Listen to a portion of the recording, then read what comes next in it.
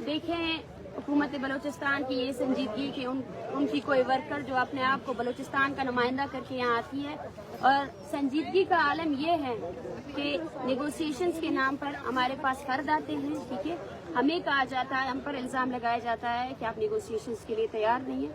आपकी संजीदगी क्या है? सबसे पहले तो इस मूवमेंट के दौरान आपने सैकड़ों की तादाद 1 दर्जन लोगों को जिबरी गुमशुदा किया है। ये सिलसिला रुकने का नाम नहीं ले रहा है, ये तादाद बढ़ती जा रही है। हमें पूरे बलूचिस्तान से लोग ज्वाइन कर रहे हैं, पश्तून ज्वाइन कर रहे हैं। एक संजीदगी होनी चाहिए कि आप वाकई में इस प्रोसेस को ख़त्म करेंगे, आप जिबरी गुमशुदगी को ख़त्म करेंगे, आप इन लोगों को रिहा करेंगे, ये संजीदगी है। आप बालाच के कातिलों को सज़ा देंगे।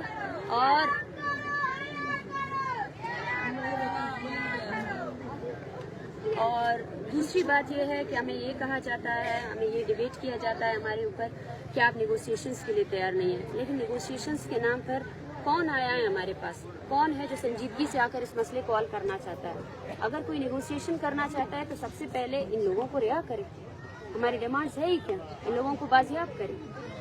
अगर नेगोशिएशंस के नाम पर आप ये चाहते हैं कि हम एक और फेक कमेटी तश्कील दे जो हमें 2 माह का 6 माह का वक्त दे, हालांकि निगरान हुकूमत के पास खुद 1 महीने का वक्त है, वो खुद जो है ना 1 महीने के बाद ख़त्म हो जाएगी, तो इतने बड़े इशू को क्यों ख़त्म करने के पीछे छुप तुले हुए हैं?